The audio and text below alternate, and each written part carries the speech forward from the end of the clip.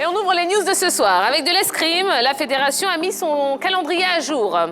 La fédération ivoirienne d'escrime a mis son calendrier à jour en organisant la Coupe nationale pour la saison 2019-2020.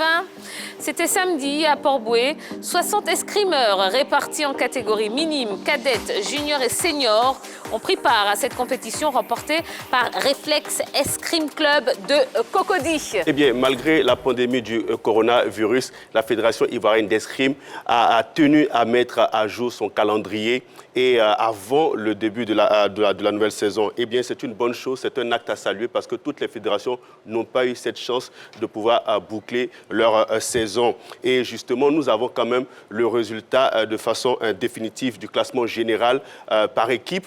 On va donner les 5 équipes les mieux classées. Ou bien, on a à la 5e place, la 5e place est détenue par le club Omnisport d'Abobo qui est reparti avec 6 médailles, une en argent, une en or, une en argent et 4 en bronze. On a à la 4e place, on retrouve Magic Escrime Club de Marcory qui a remporté 7 médailles, dont 2 en or, 1 en argent et 4 en bronze. La 3e place est détenue par Océan Escrime, un club de Port-Bouët qui a remporté 6 médailles, 3 en or, 1 en argent, 2 en bronze. La 2e place, on retrouve Dynamo Escrime d'Abidjan qui est reparti avec 15 médailles. Eh bien, on a 5 en or, 7 en argent, 3 en bronze. Et puis la première place a été l'affaire de Réflexe Escrime Club de Cocody qui a remporté 14 médailles, dont 8 en or, 5 en argent et puis 1 en bronze. Ce qu'il faut savoir pour la prochaine saison s'ouvre à partir du 30 janvier 2021 avec la première édition du Grand Prix Emou Sylvestre qui va se dérouler bien sûr à Port-Bouët. Très bien. Allez, on poursuit avec une mauvaise nouvelle dans le monde de l'automobile. Hubert Auriol est décédé. Hubert Auriol, 68 ans, ancien pilote et directeur du Rallye Dakar, est décédé dimanche d'un accident cardiovasculaire après un long combat contre la maladie. L'ancien champion était surnommé l'Africain, non seulement parce qu'il était né en 1952 en Éthiopie, mais aussi en raison de ses succès sur les pistes du célèbre Rallye Raid.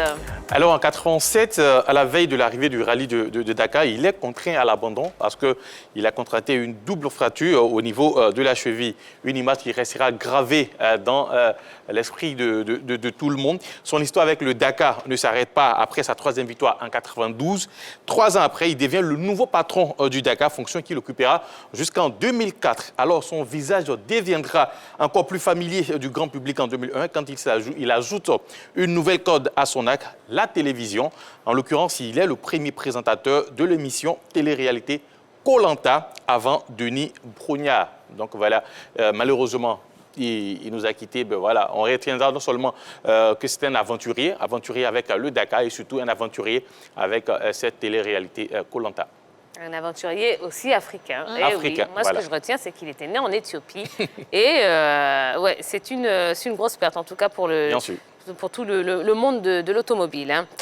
Allez, on poursuit avec le stade HKB de Grand Laou, bientôt réhabilité.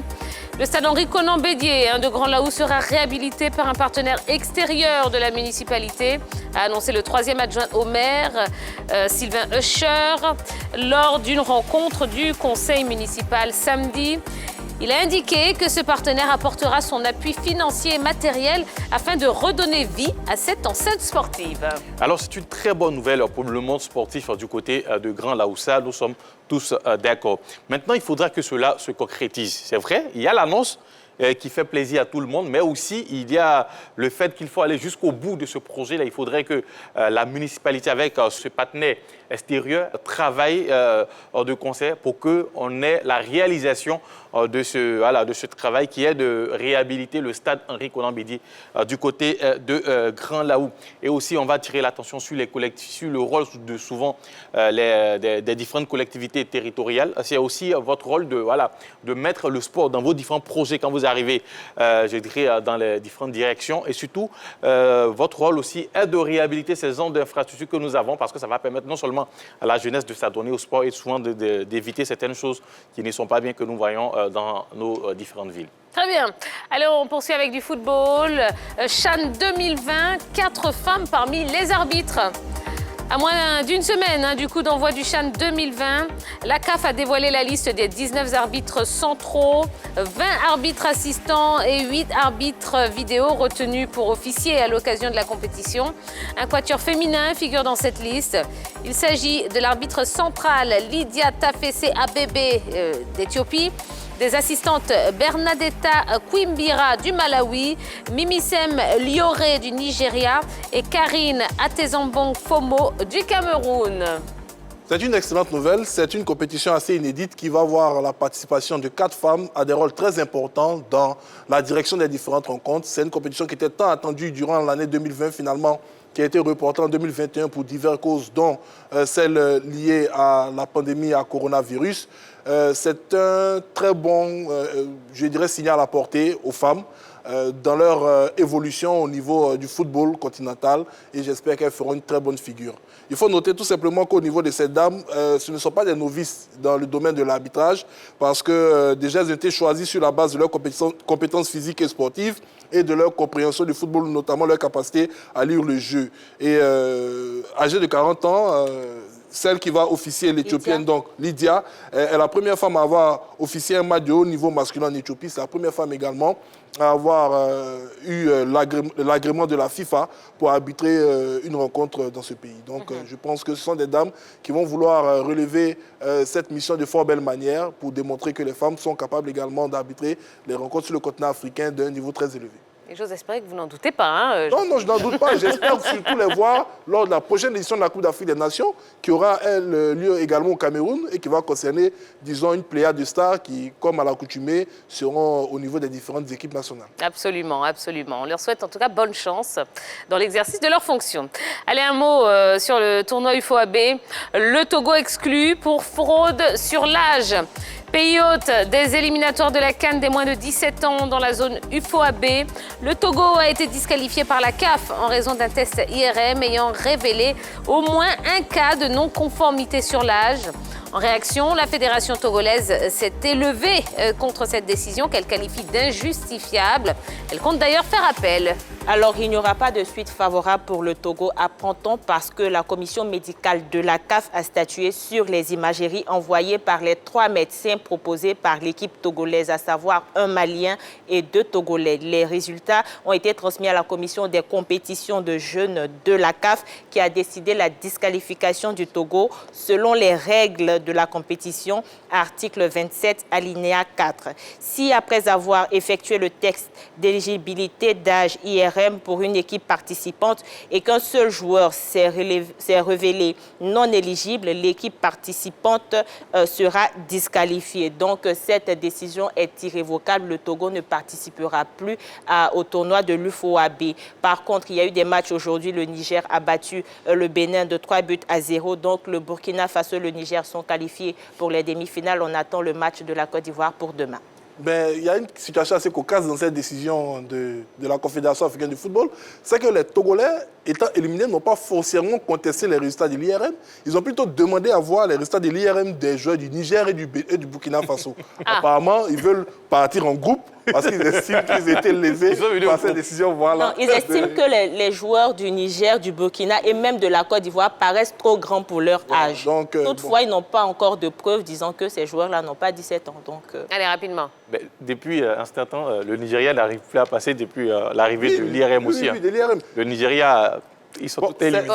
Il faut noter que la Côte d'Ivoire, en 2013, a eu un cas lors de la CAN U17 où il y a 2 de leurs éléments qui ont été pris par la patrouille de l'IRM.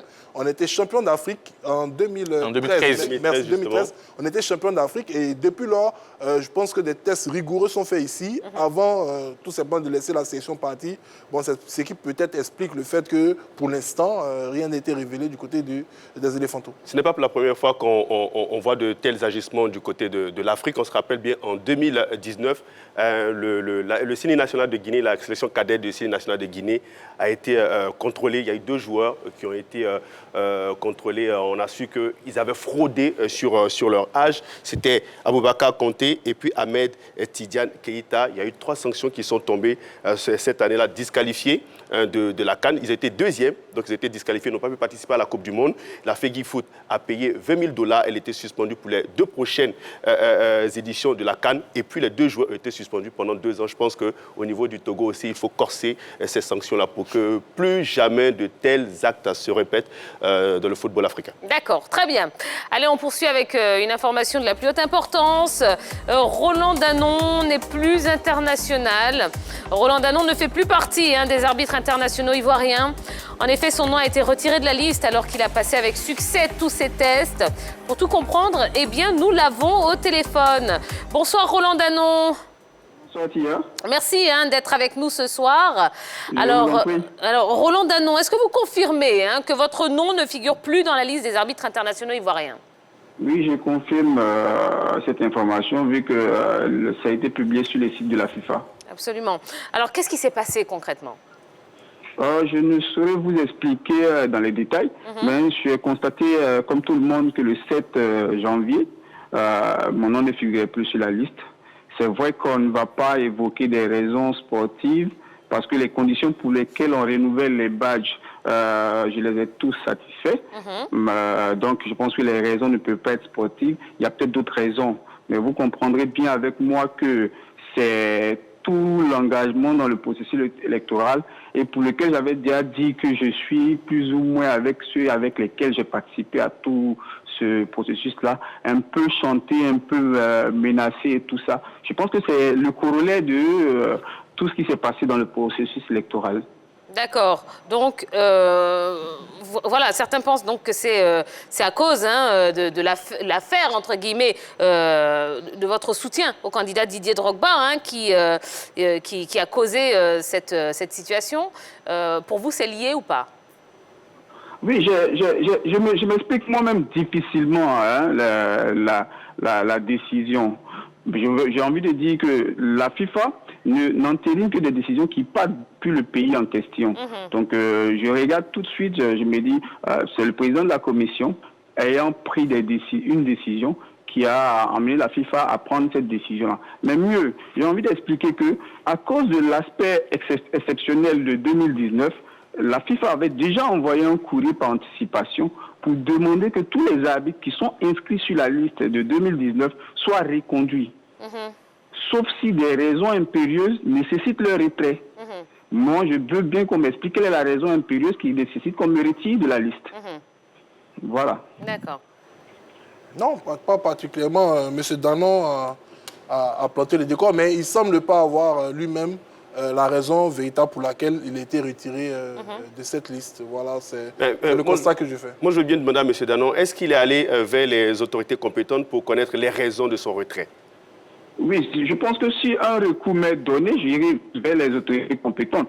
Déjà, les autorités compétentes, vu que ici le comité de normalisation va s'installer, je ne pourrai pas directement m'adresser à la commission. Donc, puisque c'est la FIFA qui a publié le résultat, je verrai comment est-ce que je rentre en contact avec la FIFA pour que eux, les raisons qu'ils ont obtenues ou qu'ils ont reçues pour me retirer de la liste, qu'ils puissent me les communiquer. Mais M. Danon, est-ce qu'il existe même une voie de recours? Bon, c'est ça que je dis. Je vais me renseigner pour voir si j'ai des voies de recours. Si des voies de recours me sont permises, alors je vais les exercer, je pense. D'accord. Ne plus faire partie des arbitres internationaux, concrètement, qu'est-ce que ça signifie? Bon, ça signifie effectivement que si tu t'es battu au plan local et que tu penses qu'avec la reconnaissance du pays, on t'a mis ambassadeur en tant qu'arbitre international, tu ne peux plus faire partie de la liste. Il faut normalement ne plus même revenir au plan local pour arbitrer. Il faut prendre carrément une retraite anticipée. C'est ce que vous envisagez aujourd'hui?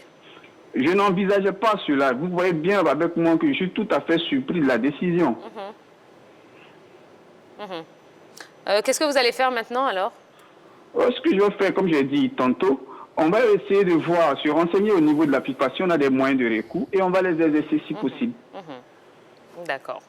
Très bien. Merci beaucoup, Monsieur Roland Danon. Beaucoup de courage, en tout cas. J'en ai besoin peut-être. D'accord. Merci, en tout cas, d'avoir répondu à nos questions. Alors, mais qu'est-ce que vous en pensez? Bon, je pense qu'il était assez explicite. Voilà, il s'interroge sur la véritable raison pour laquelle il n'a pas été reconduit comme arbitre international FIFA. Bon, il a dit qu'il attendait de voir les membres du comité de normalisation pour s'adresser à la commission des arbitres afin d'avoir l'exposé qui l'exclut de facto de la liste des arbitres internationaux ivoiriens. Bon, je pense que moi, personnellement, je vais m'en tenir à ces propos et attendre la suite de ces événements au niveau de la commission des arbitres, sûrement qu'ils ont les éléments qui ont conduit à cette décision. Alors moi, je sais très bien que ce sont les performances au niveau local qui vous qualifient pour à officier des matchs internationaux ou bien des rencontres internationales. Et quand on sait que l'année 2020, il y a eu la crise sanitaire, il n'y a pas eu assez de matchs au niveau international, même au niveau local. Récemment, il était du côté du Cameroun pour officier en tant que 4e arbitre ce match entre l'équipe camerounaise et le Mozambique, il me semble. Il revient, comme lui-même il le dit, il a passé les tests physiques. Alors, sur quoi la commission s'est basée pour retirer son nom de cette liste? En tout cas, nous sommes vraiment attentifs à ce qui sera dit après. Voilà, il faudrait aussi que peut-être on cherche à savoir du côté de la commission qu'est-ce qui les a poussés à retirer le nom de M. Danon au niveau des arbitres internationaux. Sinon, voilà. C'est un retrait quand même inattendu de Danon, bizarre quand même aussi de la liste des arbitres internationaux de la Côte d'Ivoire. C'est quand même un bon sifflet au plan local. Il a quand même réussi à faire ses preuves. Il a même lui-même dit, il a rempli tout le processus de renouvellement de son badge. Il a été au Cameroun pour officier un match entre 4e arbitre. Ça veut dire que le monsieur est apte à vraiment continuer sa carrière internationale. Donc on s'interroge véritablement sur les vraies raisons. Est-ce que cela est lié aux élections à la FIFA ou bien il y a d'autres raisons extérieures que nous ne connaissons pas? Je pense que c'est maintenant le président des arbitres qui devrait logiquement... Lequel des présidents d'ailleurs? Parce que déjà, M. Roland Danon... C'est deux Mondial, c'est le président de la commission des arbitres. Voilà, qui devrait maintenant donner son avis là-dessus. Mais j'ai un petit élément qui me taraude un peu l'esprit, c'est que M. Danon Roland parle d'une sorte d'injonction de la FIFA de renouveler les arbitres. Si on ne renouvelle pas un arbitre, c'est qu'on doit pouvoir donner des arguments probants. Donc, pour que la FIFA, à mon sens, puisse valider cette liste qui a été envoyée par la commission des arbitres en Côte d'Ivoire, si la FIFA constate, par exemple, que M. Danon Roland a été retiré de cette liste, est-ce que la commission n'a pas déjà apporté tout simplement des arguments à leur liste pour que la FIFA puisse l'entériner? Voilà, moi, l'interrogation que je me pose. Parce que si c'est une injonction, on ne peut pas envoyer une liste et dire, par exemple, que non, nous retirons M. Danon Roland et sans donner de motif, et la FIFA va valider cette liste. Oui, parce qu'il y a la notion d'injonction. Il ne faudrait pas l'omettre. On vous demande quand même de faire parvenir la liste de vos arbitres qui peuvent officier des matchs. Ils ont demandé de reconduire les anciens. Oui. Si vous ne les reconduisez pas, vous devez pouvoir argumenter sur ce fait. Donc, M. Danon l'a dit. Donc, si cette liste était validée, voilà, il y a une argumentation. Voilà. Non, mais justement, maintenant c'est à lui soit de se rapprocher des autorités compétentes pour connaître les raisons ou bien d'aller directement auprès de la FIFA pour savoir pourquoi il a été retiré de cette liste-là. Parce qu'au regard de ses dits, eh bien, il remplissait toutes les conditions pour continuer sa carrière internationale. Bon, de toute façon, vous l'avez entendu, hein, il va voir les différentes voies de recours qui s'offrent à lui. Et puis, on vous tiendra informé. Allez, voilà, c'est tout en ce qui concerne le LGT News de ce soir. Je vous rappelle les 2 questions pour lesquelles vous pourrez nous appeler au 21 59 93 99. Football ivoirien, les différents acteurs vont-ils enfin taire leurs divergences pour penser ensemble au développement? Et puis, 2e question, combien de temps faut-il laisser à Nicolas Pepe pour qu'il redevienne aussi performant qu'à Lille? Eh bien, on attend vos messages, que ce soit par téléphone ou également via la page Facebook de la 3. Voilà, on va pouvoir passer à la séquence suivante, c'est la saga des pros.